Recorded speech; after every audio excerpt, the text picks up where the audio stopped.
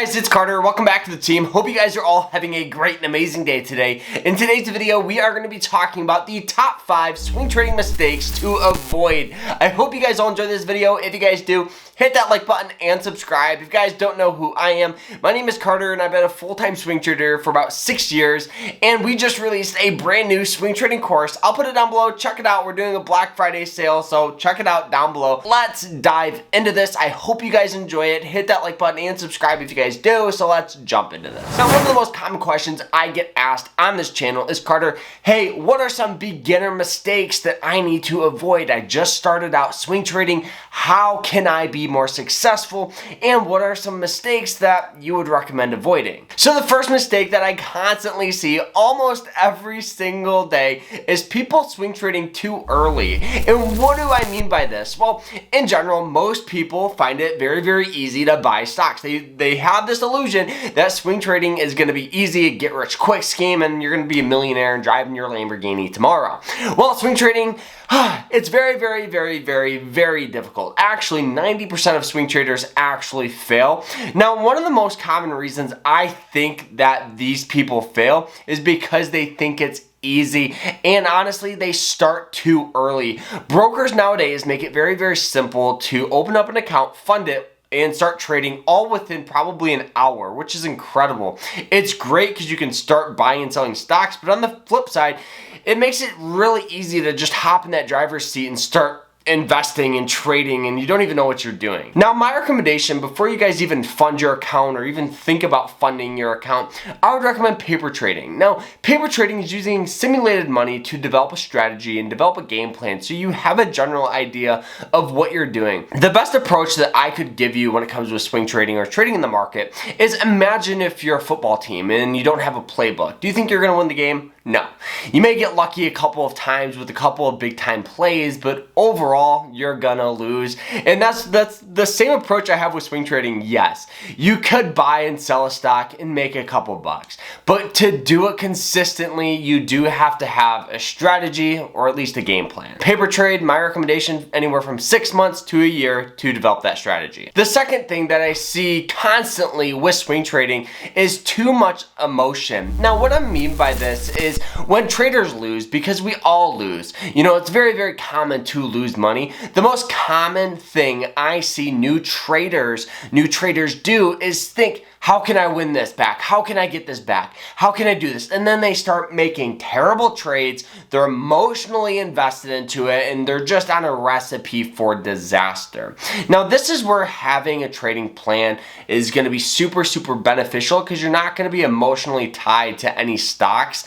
Now, some of the reasons why you may get emotionally tied is revenge, trying to get that money back. You may be super hopeful, or you may have a ton of greed, thinking the stock you bought is going to skyrocket up. That's why, like I said, having a plan, a strategy, and what I mean by a plan and strategy is understanding the type of stock you buy, the criteria before you buy, your entries, your stop loss, your profit. So you understand everything that could go right, so you hit your profit, or that could go wrong, so you set your stop loss and you're out 1% or 2%, depending on what type of trader you are. Now, another thing that could really, really help with emotional trading is take breaks. It's completely okay to take a break and just sit on the sidelines on a stock and just watch what happens.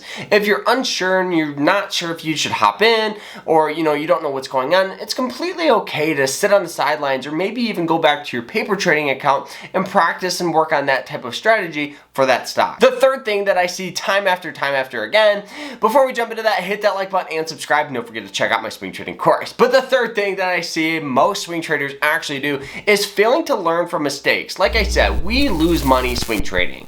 Now, the issue is you don't want to lose money consistently, then you're going to be a failed swing trader.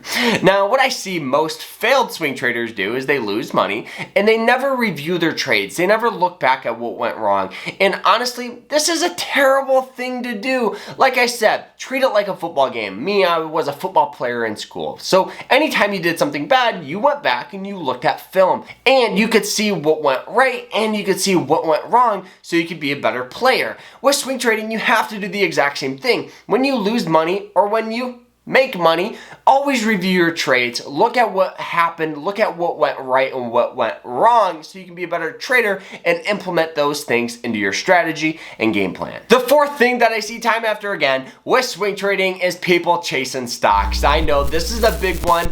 We saw this with GameStop and AMC where these stocks went absolutely skyrocketing and everybody was buying.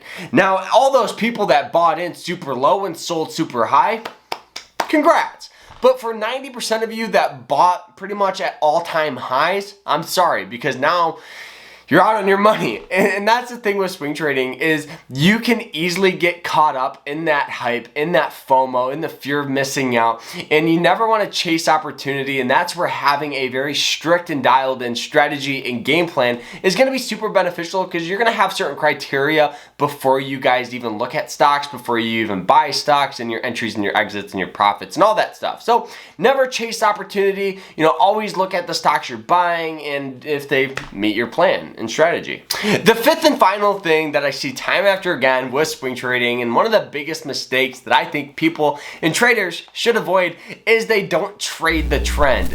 Now, what I mean by this is if you look at like a general stock chart like this one here, you guys will see that it has a beautiful upward trend, right? And some traders will actually try to short this stock, meaning they're going to bet for it to go down. Now, I understand, yes, you could make a lot of money off it, but as a swing trader, it's all about probability. What's the probability of this just start selling off like crazy? It's very, very unlikely. And that's the thing with swing trading is always use the trend as an indicator of where a stock could go in the future. It's crazy to think about that some traders and some investors don't even look at the trend of a stock. For a short-term trader, like a day trader or swing traders, trend is super important because it gives you a general idea of where the stock could go in the future. So use the trend. The trend is always your friend. And honestly, I hope you guys all enjoyed this video. If you guys did, hit that like button and subscribe, and we'll see you guys in the next one.